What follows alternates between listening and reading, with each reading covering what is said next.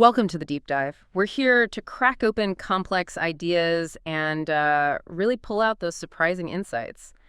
Today, we're getting into a question that honestly trips up a lot of businesses. How do companies really win? I mean, achieve sustainable success, profitability in these tough competitive markets? Is it, just about being the biggest? That's what a lot of people think, yeah. But the real answer, well, it often lies quite a bit deeper than just looking at sales numbers or market share. Yeah. True, lasting profitability isn't just about size. It's more about understanding these kind of invisible forces that are actively shaping the whole structure of an industry. And that is exactly where Michael Porter's Five Forces framework comes in. It's a really powerful tool, but our mission today is to go way beyond the textbook stuff. We want to show you how to genuinely apply these forces, how to define an industry structure, spot the shifts coming, and maybe most importantly, how you can leverage all that to make smarter predictions, build winning strategies, and boost your profits. Right. Think of it like adding another essential layer to your strategic thinking. We've talked before about strategic positioning, finding those blue ocean spots for new products or services, or even new places to operate. And then we got into trade-offs. That's all about really understanding and serving specific customer groups, or maybe even finding entirely new ones nobody else sees. So today, we're adding that third, really vital piece, figuring out how the competitive game is actually played within those industry structures. Okay, let's peel this back. Maybe start in just a quick rundown of Porter's famous five forces. These are basically the big external pressures that shape an industry's profit potential. First up, the bargaining power of buyers or customers. Now, most people think this is just about, getting a lower price, but the real leverage, the kind that can actually reshape whole supply chains, Yeah. it goes deeper, right? So, what's an industry where buyers really call the shots? Oh, absolutely. Think about airlines. I mean, on the surface, individual travelers are hunting for the cheapest ticket, and that definitely drives intense price competition. Yeah. But the real insight into buyer power there, it comes when you start looking at different segments of buyers. We'll get more into that. But think about large corporate clients. They wield enormous pressure that goes way beyond just the ticket price. Interesting. Okay. And then the flip side, bargaining power of suppliers. These are the companies that ideally want to charge you more and maybe give you less. If your suppliers have a lot of clout, they can really squeeze your margins, can't they? What gives a supplier that kind of power? Well, think about monopolies, for starters, or maybe highly specialized components. If there's really only one place, or maybe just a couple of places, to get something critical you need, those suppliers have immense leverage. Basically, the more choices you have for suppliers, the less power any single one holds over you. Okay. Next is the threat of substitute products or services. This one, it always seems to catch people off guard because we're not always talking about your direct, obvious competitors here. We mean products or services from totally different industries that can still need the same basic need your industry does. What's a classic example of that? Right. Imagine the old film camera industry, Kodak and Fuji and the like. The substitute wasn't just another film camera brand. It was, first digital cameras, and then boom, the camera built into your smartphone. They met the same basic need capturing moments, but with totally different tech, a different value proposition. And it essentially made film kind of obsolete for most people. Yeah, totally wiped it out. Okay, and then the threat of new entrants. These are the scrappy newcomers, right? The ones who can come in and just completely turn an industry upside down. Southwest Airlines back in the day, that's a prime example. Yeah. How did they manage to challenge those huge established airlines? Southwest didn't just compete on the old terms. They rewrote the rule book. By standardizing their whole fleet on just one type of plane, the Boeing 737, they drastically simplified everything. Maintenance, crew training, operations. It drove their costs way, way down, and that let them offer fares the big legacy carriers just couldn't touch initially. It forced the giants to react or just bleed market share. It really shows how a new entrant can fundamentally change the profit potential for everyone in the industry. Right.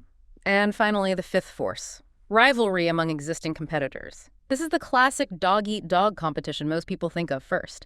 But intense rivalry often means everyone's just fighting harder for smaller slices of the same pie, doesn't it? Exactly. When rivalry gets really fierce, companies end up spending tons on marketing, getting into price wars, constantly adding maybe minor new features, and all that just eats away at everybody's profitability.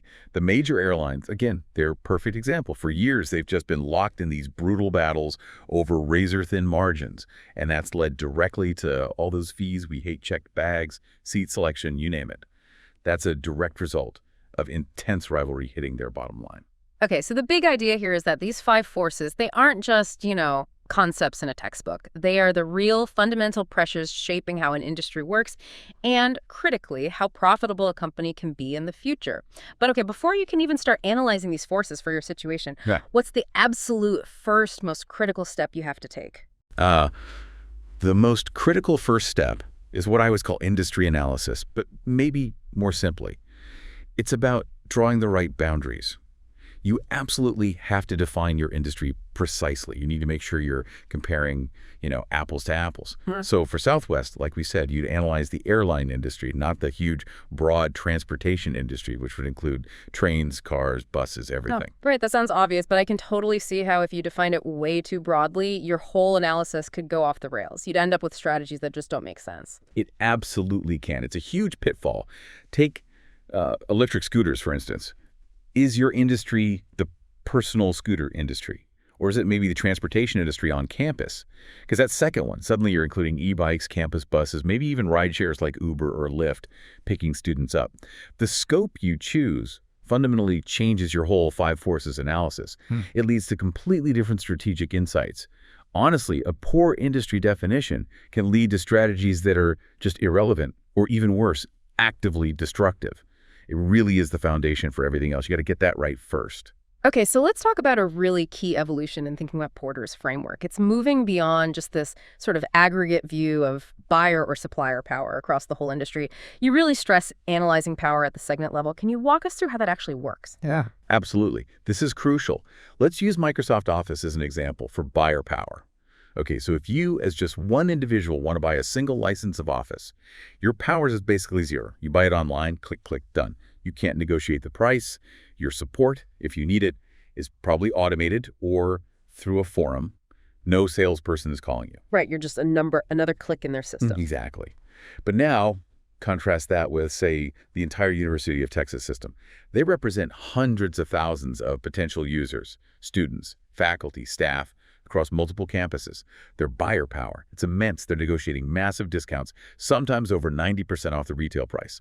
And they demand dedicated human sales reps, sophisticated CRM systems to manage the relationship, specific support contracts. It's a whole different ballgame. And this kind of segmentation forces a company like, say, Dell to have totally different strategies. High-touch sales teams and complex CRM for big enterprise clients versus efficient e-commerce and automated support for individual consumers. It's that segment-level power that dictates the strategy. Wow, that's a huge difference. Okay, and what about on the supplier side? How does segment power play out there? Well, on the supplier side, think about maybe Austin Energy here in Texas.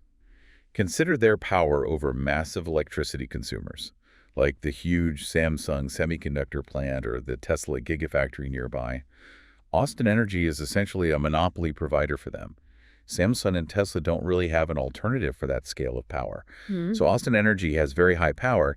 They might negotiate a fixed long-term discount when the factory is first built, but after that initial deal, the ongoing pricing power shifts almost entirely to the supplier. There's very little room for negotiation day to day. Yeah, it's basically a take-it-or-leave-it situation for the big factories. Pretty much. Now, compare that to a company supplying something common, like, I don't know, standard screws or basic electrical wires. There are tons of suppliers, lots of choices. So those suppliers, they have relatively low power. Or think about Walmart. When a supplier agrees to sell their products through Walmart, they essentially agree that Walmart, not them, sets the retail price. Walmart systems might reprice items every single week without even consulting the vendor, and the suppliers just have to accept it, often agreeing contractually to lower their wholesale price proportionally. Why? Because Walmart's volume is just so enormous, suppliers feel they have to comply.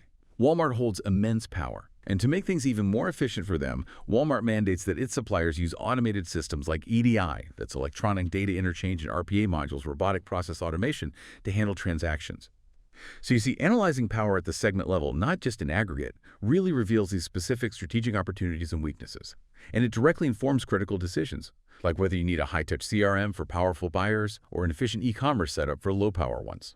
Okay, speaking of unexpected power shifts and disruptions, let's talk about the threat of new entrants. So for you listening, it's just a powerful reminder to constantly question your assumptions about who leads in technology and where that proprietary advantage really lies. Innovation can absolutely come from unexpected places, unexpected approaches, and totally alter the industry structure. And, that leads us perfectly into the next force, the threat of substitutes, because that's often where true innovation, especially disruptive innovation, really comes from. Right, like you mentioned, Uber disrupting taxis, or maybe Netflix completely changing the game for Blockbuster. Or even how the Apple iPhone, with its integrated camera, eventually just decimated Kodak's traditional film camera business. They met the same core need, capturing images, but with a totally different technology and business model. Okay, so bringing it back to the companies already in the ring, what does all this mean for analyzing the direct competitors, the rivalry? How do you use this framework to find strategic openings there? Yeah, when you look at rivalry among existing competitors, you absolutely have to break it down. Look at them across different products, different services, and different geographies. That's how you spot those crucial gaps, or maybe find a unique position they aren't filling. It's funny, a lot of people probably assume Starbucks is the undisputed king of coffee sales in the US, but actually, Dunkin' sells more coffee by volume, even though Starbucks has that much wider variety of drinks and food. Huh, interesting. So it's not always about having the most stuff, is it? Sometimes it's about really dominating a specific niche or need with a simpler, more focused approach. Precisely. Or think about Carmike Cinemas back in the day. They very deliberately targeted smaller towns and rural areas when all the big chains were battling it out in the major cities. They found a geographic gap. Or look at the cooler market. You've got the classic affordable Igloo versus the high-end super durable Yeti. Two totally different approaches, different price points, different target customers, but both successful in carving out their space within the same broad market. And you can also get really useful insights just from publicly available data.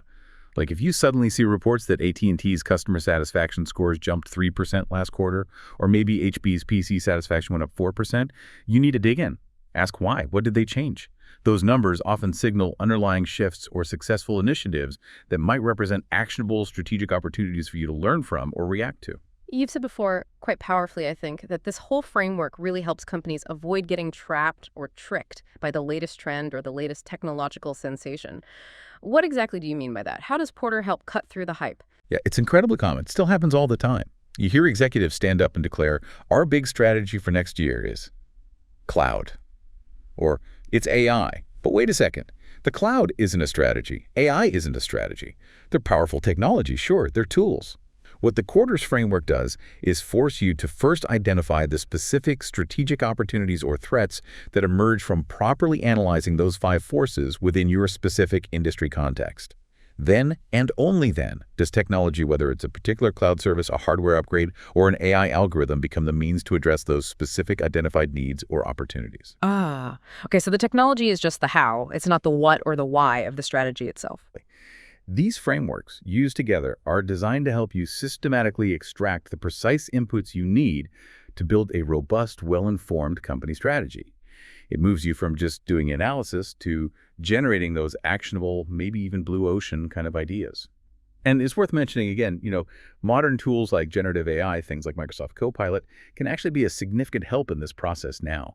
For instance, they can help you quickly sift through vast amounts of data to identify major competitor groups or key supplier segments much faster than you could manually. So there you have it, Michael Porter's 5 forces, especially when you bring in that critical segment level perspective. It's clearly far more than just some theoretical model from business school.